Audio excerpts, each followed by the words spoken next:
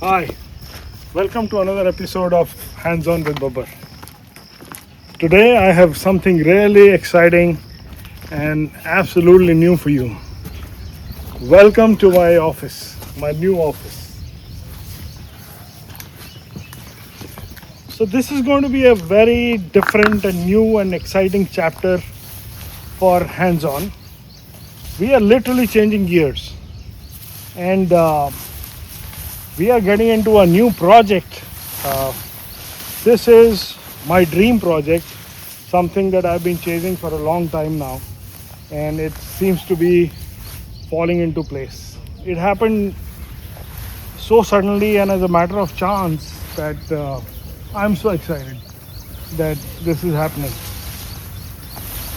So, whatever you can see a little bit on this frame, uh, this is our farm, our new project. So, this farm per se is about 40 years old, and but it's been in a state of utter neglect. You know, um, you can see it's overgrown, it's completely wild, and it's in a state of lot of disrepair,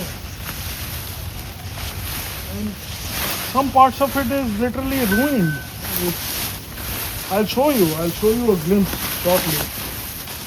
So it's a interesting place. It's got a decent amount of land to do some stuff that I want to do. So for a really long time, I always wanted to be an urban farmer.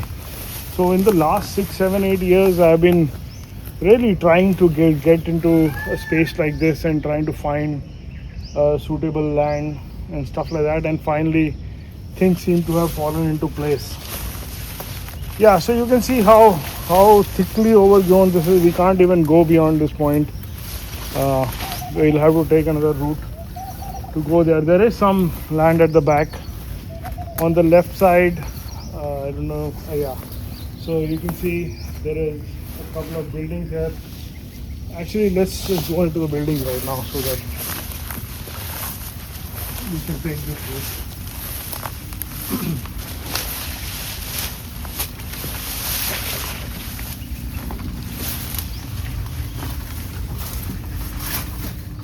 A little bit of storage.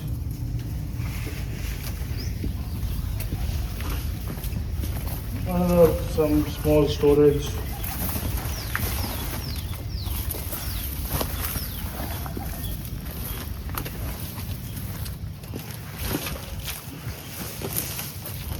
Yeah, you can see the excesses. Careful.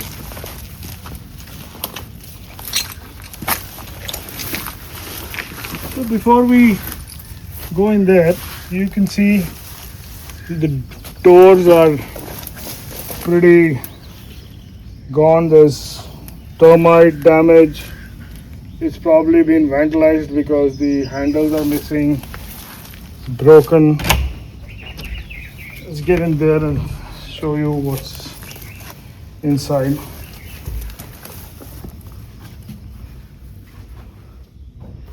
It's all musty. Look at these electricals. They've all been vandalized, I think, because you can see all the wires hanging and things like that. So in a state of disrepair, as I said. There's termite on the walls going up. So there's a lot of termite damage. Again, the wires are missing. You can see there's a bird's nest on top of the ledge there. I don't even know why the ledge is there. And this floor that you see, it's not mud, you know. It is not like the floor of the room. It is, and lo and behold, you've seen cows on the street in India. There were cows that used to live in this shed or room, actually. So, I don't know, can you see that cow patty? It's literally still lying there intact. So those are cow patties, and obviously this is like become manure now, and See, that is the floor below it.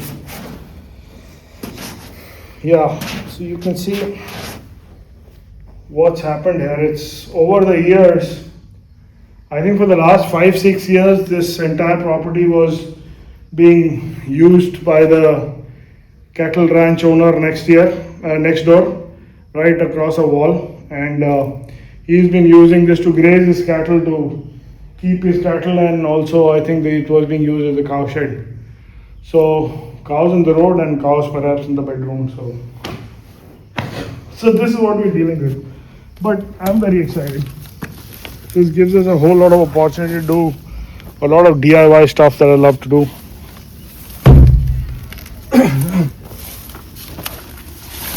So while I move to the next part of the property, let me just tell you that, I have always done and loved doing things with my hands. So I am hoping that this project will give us a lot of opportunity to do that as well. I would like to do a lot of stuff to revive this farm back to its glory. Normally stuff that people in India can get it done at a cheap rate from professionals, handyman, handiwork. I would like to do a whole lot of those things myself as much as I can. So you will see a lot of non-conventional work being done by a DIYer on this thing. So you can see these trees have all been damaged. This used to be a citrus tree. I think it was an orange tree. There was another one there. They've all died because they didn't get water and stuff like that. So right now there is no water or electricity at this farm. So that is the other challenge. All this overgrowth is saying because we are in the thick of monsoons right now, and there's ample water, so things are back to life and overgrown. So all this has been damaged. We need to take care of that, revive as much as possible. So this is the other part of the building. The story is pretty much the same, what you saw there. This is slightly different though. This has a small kitchenette. There is a room here. Again, you can see cow dung in abundance. And then there is you have to be careful. There are wasp nests and the spiders. And look at the door. It's just full of spiders and creatures. And then the bathroom.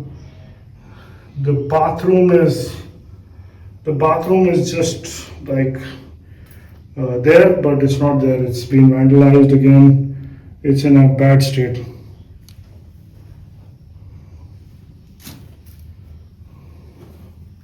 Yeah, so there's lots of things that this place needs. Yeah, light switches are missing. There are literally a bird's nest in this thing. The bird just flew away on my hand. So we have another identical unit this side. Now here, wow, I wasn't expecting that. Yeah, so it's really going hard. You can see it's termite ridden. It's just, yeah. So I couldn't have told you in a better way that what is the state of this place and what needs to be done. But I am very excited. Again, this door, you can see through. So there's a red mid window in the door. Okay, let's walk this way then. Yeah. So that's the lower side of the farm. The one that we were trying to enter there on that side, but there was no access. Let's try from this side.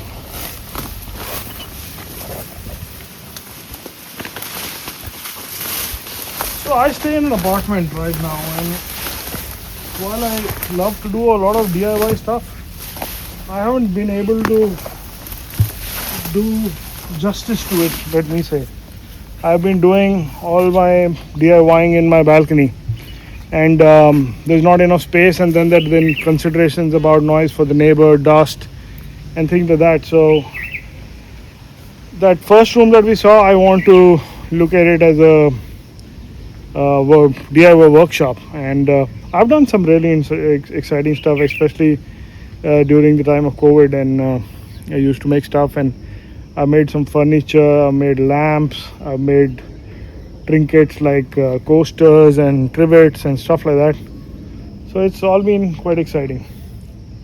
There at the far end, you see there's a tree that's fallen, and that's a huge tree, and there is one tree that it is leaning on. That tree is pretty dried up and probably died because it didn't get water. The one that is leaning now and dried up was a silver birch tree. The silver birch tree is there on standing on the backside as well. So a lot of wild growth and things that we need to deal with, because underneath this apparently there is a lot of stones and rocks and stuff like that that will need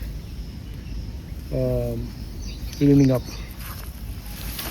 So the good news is that the place has very decent tree cover, and thankfully a lot of it has survived over this period of neglect. So I'm glad that, because growing trees takes a long time, and to get this is a gift. And I love greenery. A lot of you know that from my videos with the Jimny that I'm a army brat. Grown up in cantonments all my life. I had a great life. Stayed in a lot of cities, switched a lot of schools, which is a bummer, but had a great life, and therefore I think I love greenery and green spaces a lot, and therefore I think I've been romanticizing about having this kind of life after I grow up, and I'm glad that I'm here today. So it's a good time to be here, because I think it's that stage of life where you still have some time where you are active and doing a lot of stuff with your hands, and then you can enjoy this for the next 15-20 years, right? So let's go back to this thing. It's going to be we'll have to retrace our steps from this side.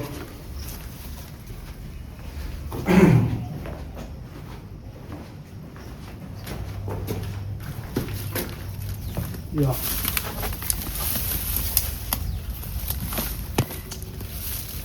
So what can you expect while you're here? That you can see that the state it is in, it gives us an opportunity.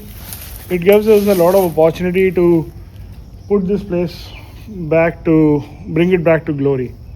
I love the fact that the building, though it's quite old, it's like almost 40 years, but it's standing tall, and the buildings by itself are not so bad. They're beautiful. The construction is beautiful. The stonework and all that. Something that reminds me of the cantonments that we've grown up in. So you can expect that we will try to bring this back to life as much as possible. Clear the area, grow new trees, fruit trees, grow some produce, set up the workshop, bring the place back to what it used to be, and maybe at some stage, invite visitors to come and visit the farm. But it's a long story. I'm trying to say it in a couple of sentences, but I can see the journey is at least a couple of years from here. So yeah, so you can expect to see that you will see a lot of DIY, a lot of hands-on, trying to bring this back to glory, and then you will see regular updates where we'll keep you updated what's happening, and our endeavor is that you will live this life and this transition and this transformation through our eyes, but you will get as much updates as are possible. There are constraints, there are risks, the resources are finite. I am there, my son is there, and some of his friends who have shown interest to come in and work with us. So For example, there is a cutter right here. I Let's see where that goes. So, but the resources are finite. So, let's see how long it takes and what happens. But it whatever happens will be really really exciting. So by now you know that my passion is getting into this space of urban farming and all that. But I think it's a good time to also tell you a little bit about my background. So so like I said, Fauji kid, then studied in various schools, then finally went to college and did bachelor's of bachelor's in zoology honors. And who knew? So maybe this zoology is coming back to work. And so I had zoology, botany, and chemistry in my college, and so the botany and the zoology are definitely going to come in handy here. And then I did my MBA, so changed gear completely from botany and chemistry to business side. And then from there, I got into my first job from the campus, and it was a B2B kind of role, business to business, but not something that I enjoyed. So I quickly left that after a couple of years and got into retail. It's a very interesting space, and then went on to work in retail for the next 21 years or so. My first job was in retail, was with Lacoste, and it was a great stint, great place to work, nice set of people, and traveled quite a bit, especially to Paris. And then during that time, I got married. My wife was in the airline business, and then we traveled again. So traveled quite a bit.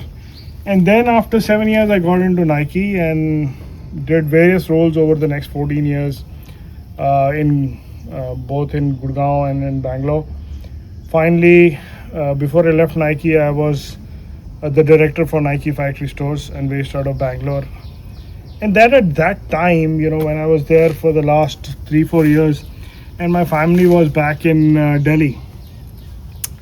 And so interesting story, true story, that at the age of 45, I had thought that at 45 I will take stock of my life and see where this is going, whether I like where it's going right now or not. And at the age of 45, I did do that. And then I thought that life is not going where I thought it should be going, and not from the the work and the business point of view. Work was great. It was the best brand, and I was one of the directors. What else could you ask for?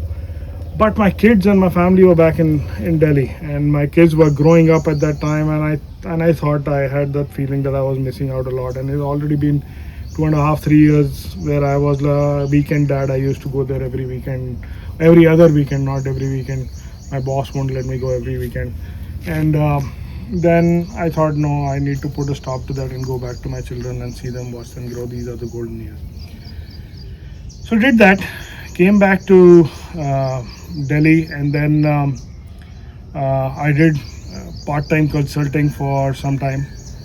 And like a twist in everybody's life in this last 5-10 years, COVID hit. And then unfortunately, retail jobs were one of the first ones to go because nobody was venturing out, nobody's buying anything. So the consulting gig went cold for quite a bit. And that is why my DIY thing really came alive, and I was doing a lot of stuff. I was at home and I was using my balcony and doing all of that. And then COVID went away slowly, and got back into part-time consulting, and then lately got into a startup. So have been there as well. But in my heart of heart, I used to think, romanticize, and try to work for something like this. And I'm so glad that I'm here, and so this is happening. So I think this is a good time to also tell you what can you expect. So if you have been in corporate and lived a life like this, and want to live a life like this, and hoping that your golden years will be something like this, then this is the right place. And maybe I can inspire some of you who are sitting on the fence and on the verge of doing this to do this soon.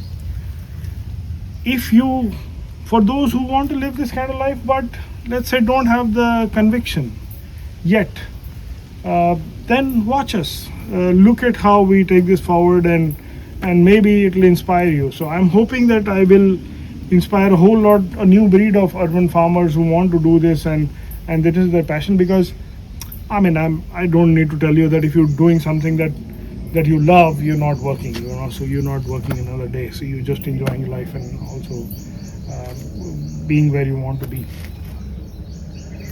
If you've been doom scrolling and tired of watching nonsensical content and you don't know where the hours went by, but if you want to see something clean, green and constructive, welcome. This is your space. You will love this. And as I said, I will try to give you as many updates as possible. So there will be a lot of DIY, there will be a lot of improvisation, there will be a lot of interesting stuff, things that you probably haven't seen. I want to say that you haven't seen this on a Indian origin channel. So that and of course we will grow what we eat and eat what we grow. So there will be a lot of actual growing and producing food, and maybe we'll see how that goes, that at what scale that happens, how quickly that happens. But definitely it is not about only DIY and play. It's also about doing some productive business out of this place. Productive business, not business, but producing food, good, organic, clean food that you don't get in the markets today, or you get and you don't know whether it is organic or not. So that definitely. So that's that. And before you go, I want to tell you that it does take a lot of passion to follow something like this, because while we are here today, but the journey has been quite tough. It's been up and down. I've been around trying to look for places, and then trying to see that everything is clean and legal and official and stuff like that. So that really is a tough one. But where this passion comes from, let me tell you a small story. That when I was a kid, I used to have this little cute screwdriver, and I would try and open anything that I could lay my hands on. It could be machines, it could be appliances, and as luck would have it, a lot of it I could fix, and actually a little bit I could fix. Some I could assemble, but a lot I couldn't even put it back. and then I would just disappear in my room and just leave it right there. And when my parents discovered it, they would really put their hands to use, and they would be really hands-on, if you will. And so, but that passion, I'm so glad that passion remained, and I can literally fix and do stuff. With my hands, I can do a lot of stuff. I can repair a lot of friendly wildlife here. So yeah, so with that story, I want to say that I'm really glad that you're here today, and I do hope that you will be with us on this journey for the time to come, and you will share this journey with like-minded people, family, and friends who would like to see this happen as well. Something that they feel strongly about, romanticize. So thank you for being here, and sincerely hope that we will do this together. Like anything else, for this to succeed, I need your support. Request you to like, subscribe, and press the bell icon, and share the video as much as possible. And also follow me on Instagram. My handle is Hands On with Babar. So see you soon. Bye.